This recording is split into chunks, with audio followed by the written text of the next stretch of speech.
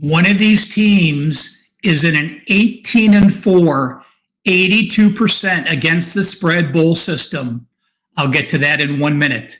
I am Ralph Michaels. We are breaking down the Armed Forces Bowl, the game next Saturday, December the 26th. James Madison, a team that wasn't expecting to go bowling with their transition up from the FCS.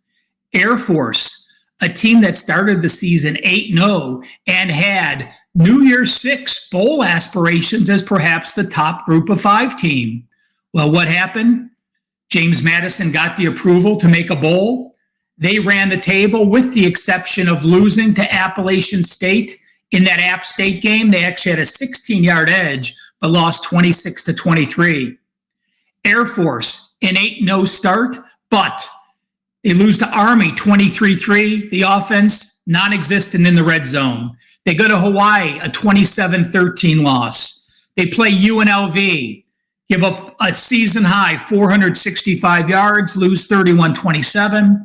And then they go to Boise, they lose 27-19. A very disappointing finish. Motivation always a key. This being the Armed Forces Bowl, I actually do believe gives Air Force a slight edge. You're going to have a lot of military people from that Fort Worth area. This game, again, the Armed Forces Bowl, they play in TCU's home stadium. That system I mentioned, 82% against the spread, is something very important to note. In these bowls, we have opt-outs. We have people in the transfer portals. We have teams that have players going to the NFL. When you're a service academy, you don't have any of those distractions. Players aren't going to opt out.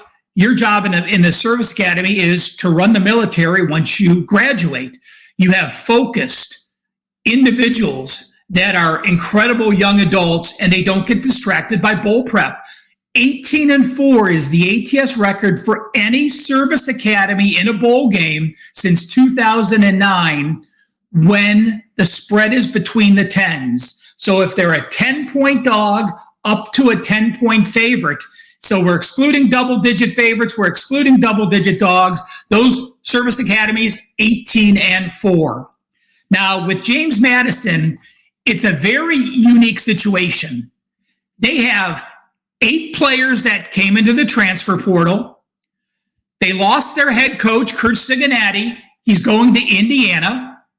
And they're taking the OC, the DC, and the quarterback coach with them. So that means they only have 4 coaches that were on this team, and they had to fire 5 temporary coaches for James Madison. That's a huge difference maker when you're looking at a team that played great defense this year, that held foes to 63 yards per game and 2.1 yards per carry. By the way, they had 48 sacks. That's one of the top numbers in the FBS. While Air Force rarely allows sacks because they only passed the ball 100 times this year in their 12 games. But with James Madison, what makes them very unique? In the transfer portal, starting quarterback Jordan McLeod, second best defender in linebacker, the linebacker with the most snaps, a starting cornerback, a number 2 defensive lineman, and a 3-year starter on the offensive line. All of those players are expected to play this game. I've never seen a game where you have 8 players in the transfer portal and all 8 players are going to play. These players all built James Madison through the transition from FCS to the Sun Belt. They all love the school. They all believe in the program. And besides the coaching, the coaches all leaving, the players are all going to stay.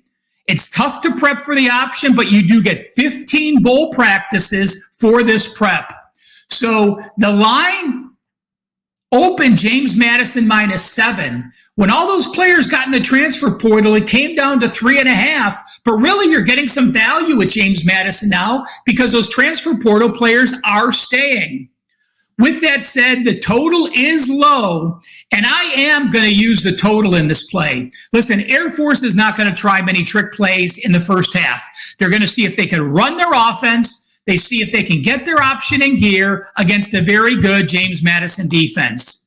You look at James Madison. They average 35 rushes per game, 4.0 yards per carry. So they do want to run the ball first. Passing is secondary. I do think, again, the first half is a very good situation to play the under. While I lean James Madison in this situation, that strong Service Academy bowl record impresses me, and missing all those coaches keeps me off actually playing on James Madison. So first half under in the Military Bowl. Great videos from my Wager Talk partners. I enjoy watching them. And remember, my free Bet on a TNA guide for the bowls is on my homepage for free. It has 16 bowl systems, all team bowl records since 2015. Just go to wt.buzz/RM. Thanks for watching. And if you could do me a favor, hit that like button. We appreciate you tuning in. And thank you for watching this video.